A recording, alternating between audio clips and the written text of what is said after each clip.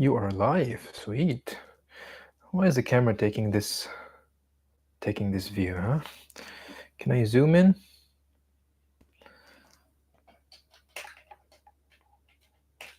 That's better. I'll just move here.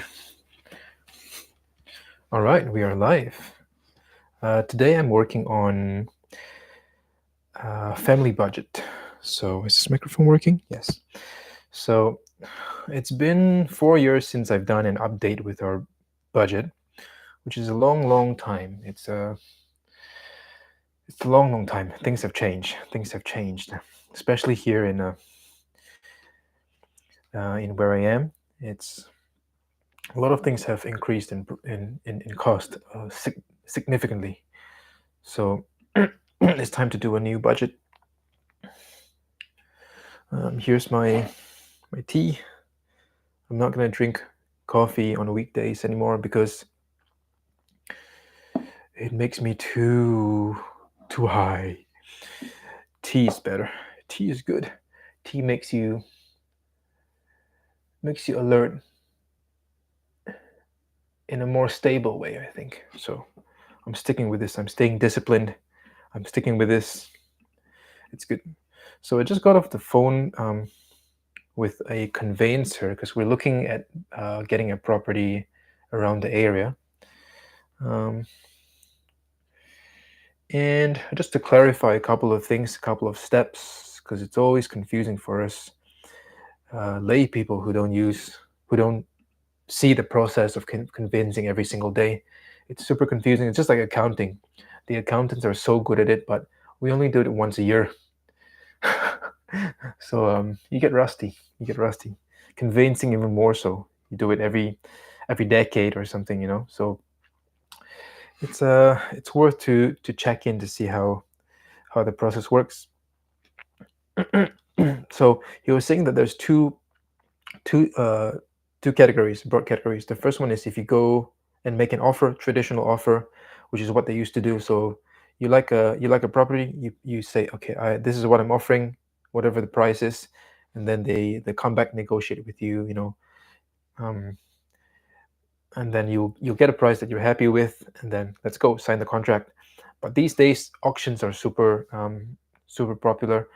So auctions, unconditional, you can't really negotiate too much. So he says with an auction, go about 30 minutes earlier so that you can ask the agent. Well, you have to sign up for the auction first, and then you can ask the agent, how much deposit are you looking for? And the conveyancer said that there's a difference between the agent's deposit and also the bank deposit if you're getting a loan. So with the agent's deposit, it's usually around 10%, but again, worthwhile to ask what they're looking for.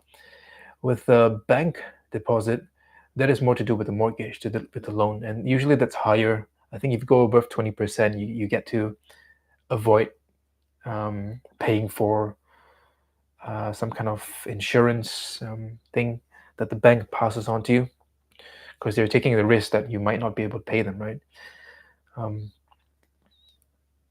So yeah, ask the agent how much they're looking for.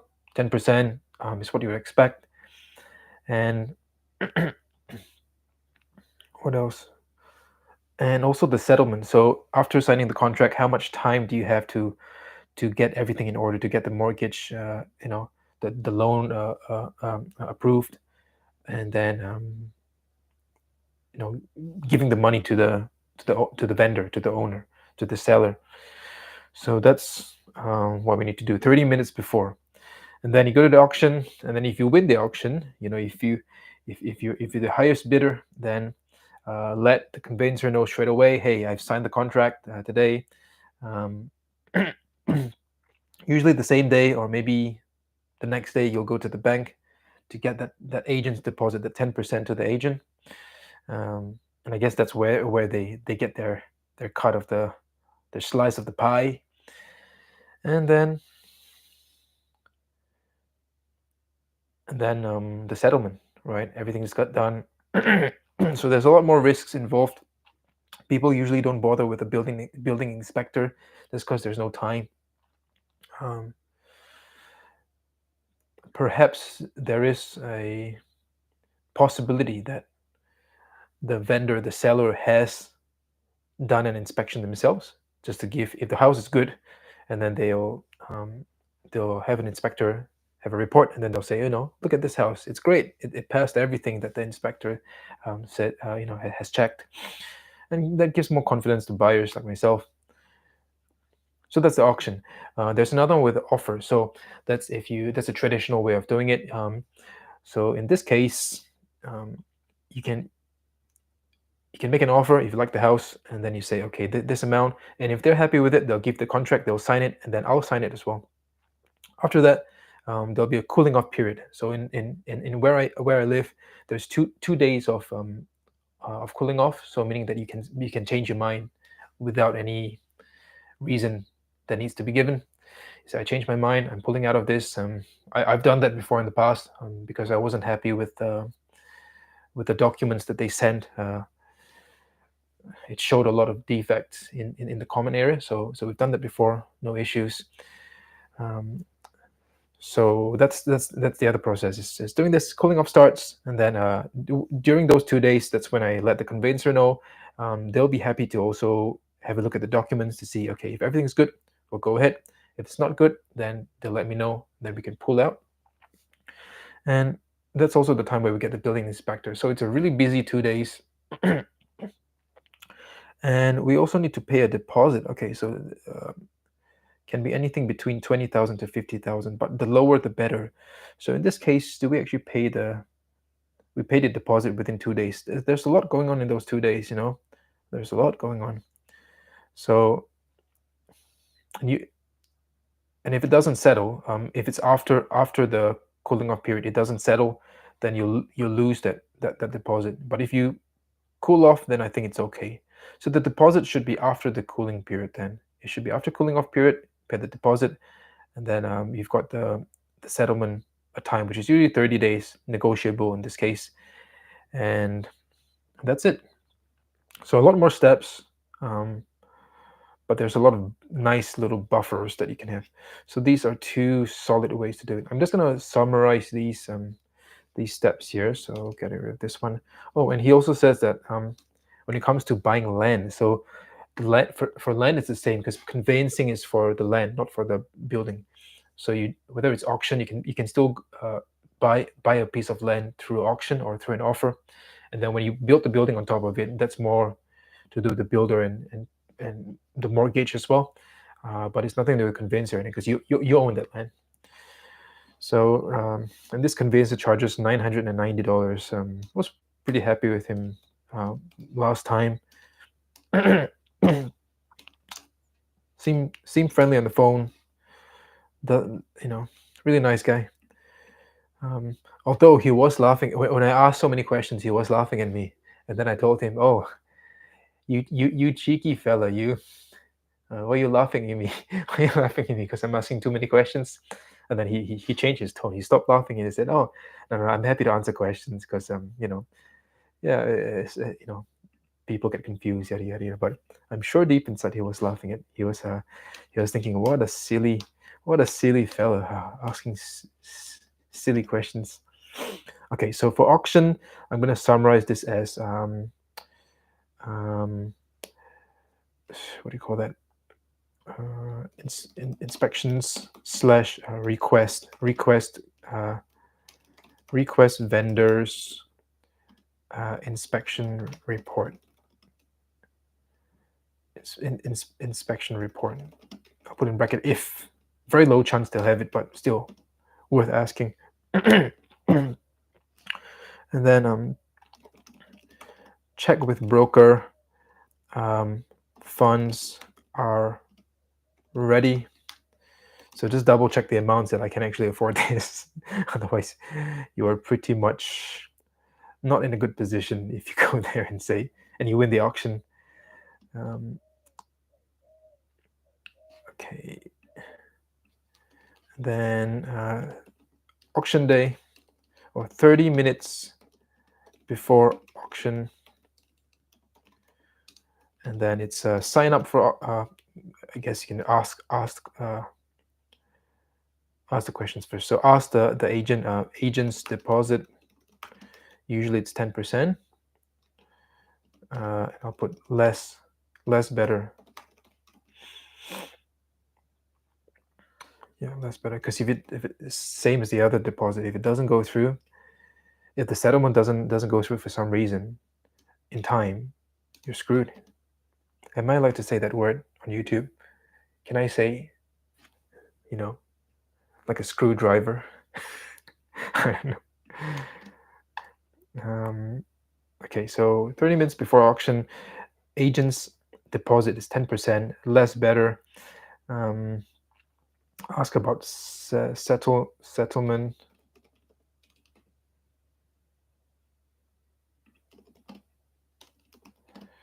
Settlement period. 30 days. I'll just put probably less than 30 days.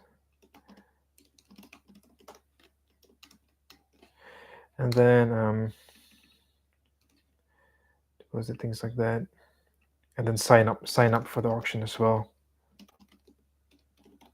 Sign up to participate. I'll put it that way. I'm gonna go to work in 20 minutes, so plenty of time to do this stream. Okay, so number 4 is win the auction. Okay, I'll just put this one first. Set price.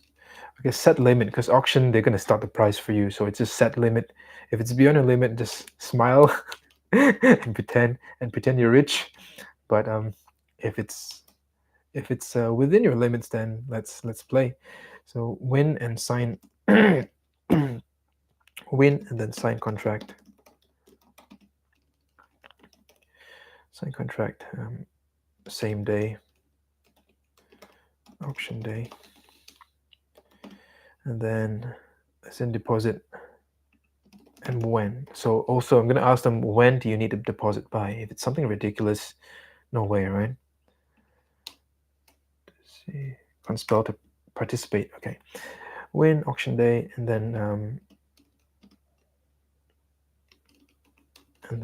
let conveyancer know, pay agent's deposit.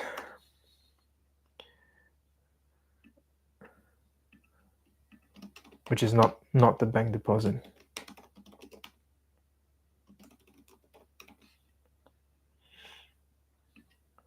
Okay, so that's the auction site done. Let me write notes for the offer. So if it's offer, the first few steps are the same. You inspect it. Request for vendor's inspection report.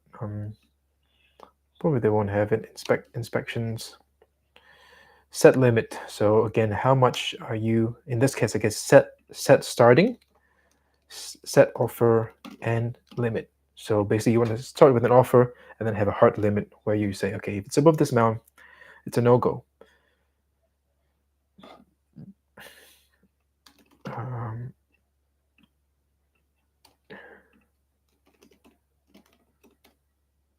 Make an offer.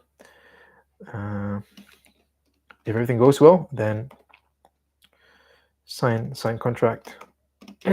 both parties, and then let conveyancer know.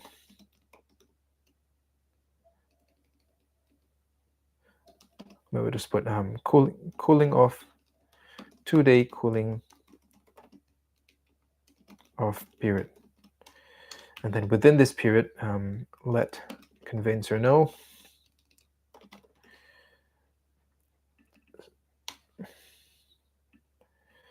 And building inspector. Man, if that's the case, it's better to let the inspector know before you make an offer. Hey, how does it work? Maybe let them know before you sign. Make offer. Okay, sure. So make offer, contact building inspector to get ready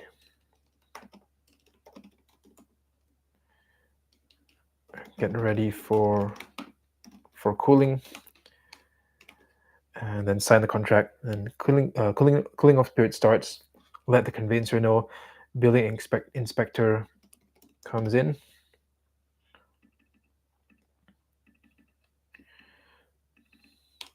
When you make the offer, you can also do the settle subject to building inspection and finance.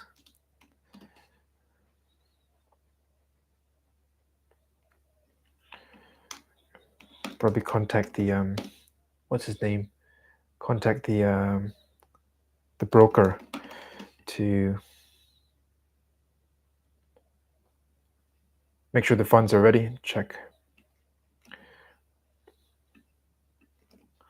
Yeah, it's a lot more steps, isn't it? Subject to building inspection and finance.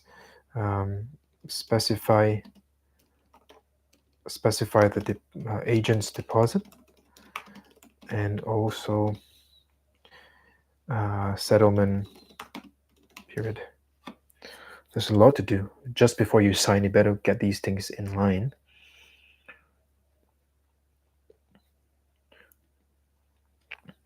And then let conveyancer know. Deposit paid can be anything between. Okay, so I'll just put in brackets. Perhaps. He didn't sound so sure. I'll have a look at the previous purchase and see what we put. But I think it was 10,000, because you'll lose this amount if you don't go through with it. Perhaps 20,000 to 50,000.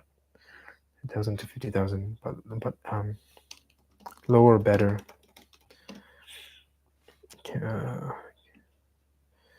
Negotiable 30 days. Sure, okay. Settlement period. I'll just put 30,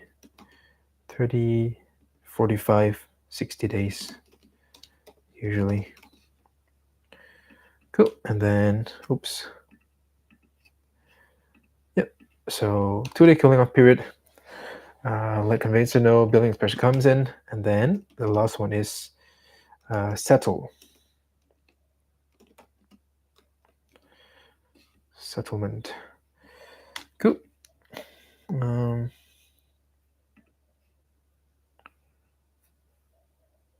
When do we pay the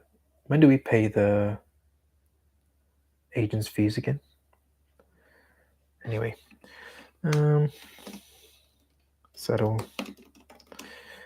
settlement agent's fees. 2-day cooling off period. Well, it's got to be after. Pay agent's deposit.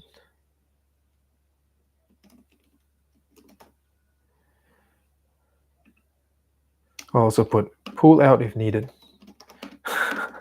Pull out if needed.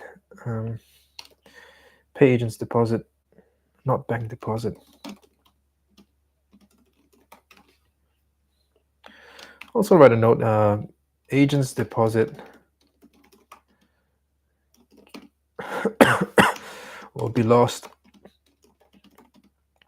Contract signed and not settled on time for some reason. I wonder who created this process. A silly process. Okay, so I'm going to transfer this information into my Google Keep. I use Google Keep to store all information that requires steps. Super easy to use. I can use it on my phone. I can use it on my laptop. Very, very good. This is like a sponsor for Google Keep, huh? Like I'm sponsoring them. Okay. Okay, that's done. Dinner's done. Now, going back to my little patient management app, I've thought of an idea. So I think what I'll do is I'll have appointments every 15 minutes rather than 20. But what I'll do is to control the number of people I see a day, and to also just not clutter uh, the appointments and make it feel like I'm rushing. But at the same time, by having 15 minutes per visit, every hour there's going to be 4 slots rather than 3, right? So if, let's say, for whatever reason on that day someone wants, there's more choices for patients to book, if that makes sense, more time possibilities. But if all of them get filled because there's more time, it's going to be super cluttered. So I'm going to do is I'm going to allow more times per hour, possible times, but throughout the whole shift I'm going to limit it the same as if it's 20 minutes. So for example, if the clinic opens 3 to 7 p.m. and I'm doing 20 minutes, this is the old style, then you're going to see 12 people, right? But again, the possible number of selections are just 12. But by doing 15 minutes, if you open at 3 to 7 p.m., you get 16 possible slots. But I'm going to have a little setting which says, okay, even though there's 16 possibilities, but once we reach 12 visits for that day, the system will not show any more times to patients. So even though there's 4 empty 15-minute slots, it's not going to be available for patients to book. They can't even see it. Okay. The second thing is also to not allow more than 5 visits in a row. So for example, if it's 15 minutes and it has a limit of 12 patients, you can still technically overwhelm yourself by, let's say 3 to 4 p.m. there's no bookings, and then from 4 to 7 p.m. there's 12 bookings back to back at 15 minutes each. That's still a lot of back to back for 3 hours. So the system will do is it'll only allow 5 in a row. So for example, in that situation, from if let's say 3 to 4 p.m. no one books, 4 to 5:15, 5 people book. The 5:15 slot will not be available for people to choose because we've already got 5 in a row. It'll show the 3 p.m. ish available slots. It'll show 3 p.m., 3:15, and 3:30, but not 3 to 3:45 or 5:15, just to make sure that there's at least a 15-minute buffer between before and after each 5 consecutive visits. So that allows me to recover between patients. If someone usually it's because a patient comes late and it pushes everything back, but sometimes it's also because the patient just has questions, and it's legit questions that will help them look after themselves better.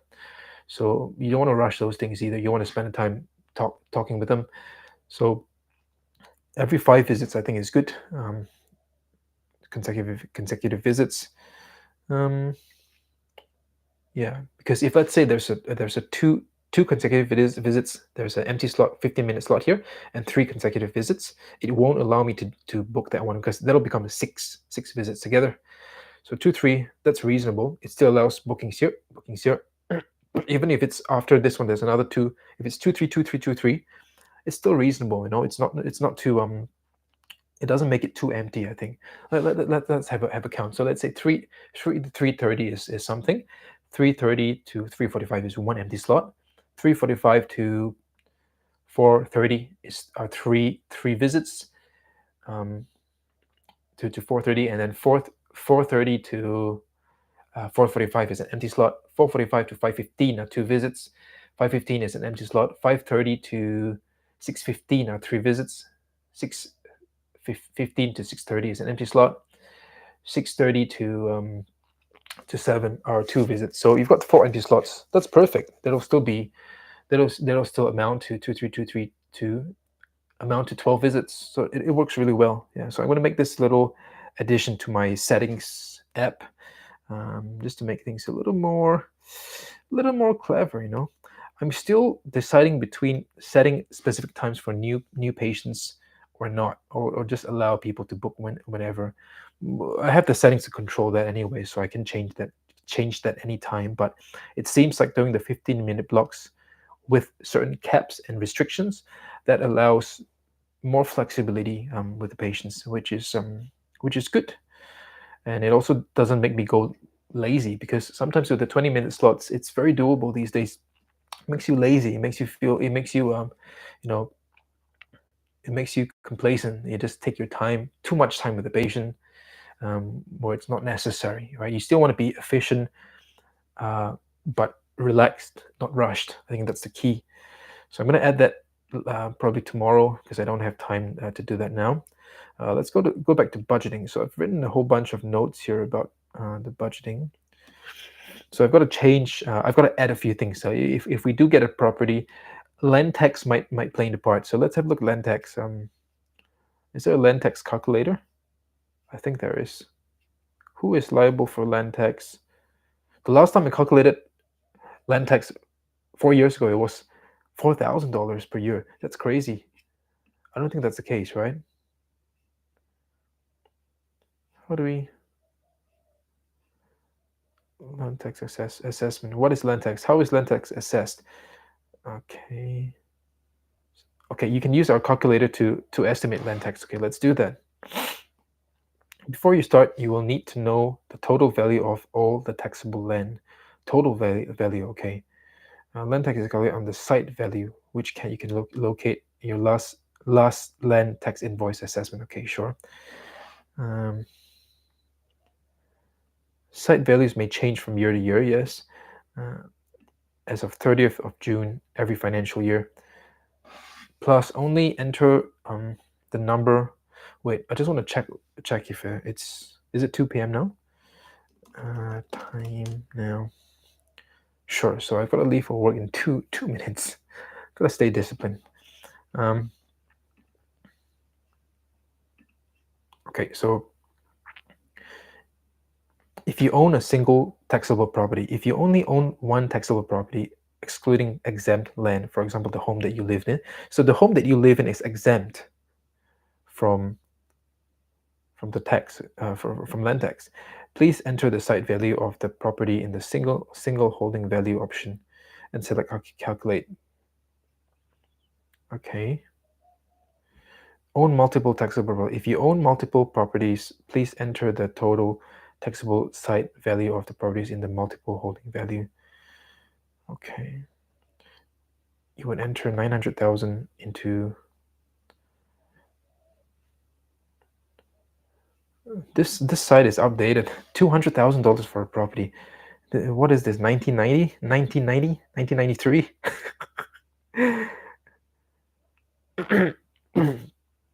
Which calculator should I use?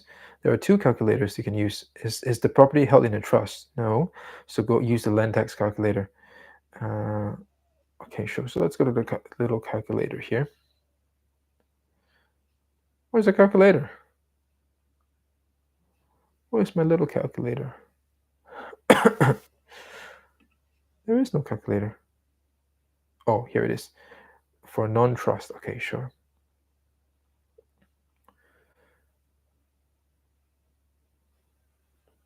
Okay, so single holding value is blah, blah, blah. Multiple holding value.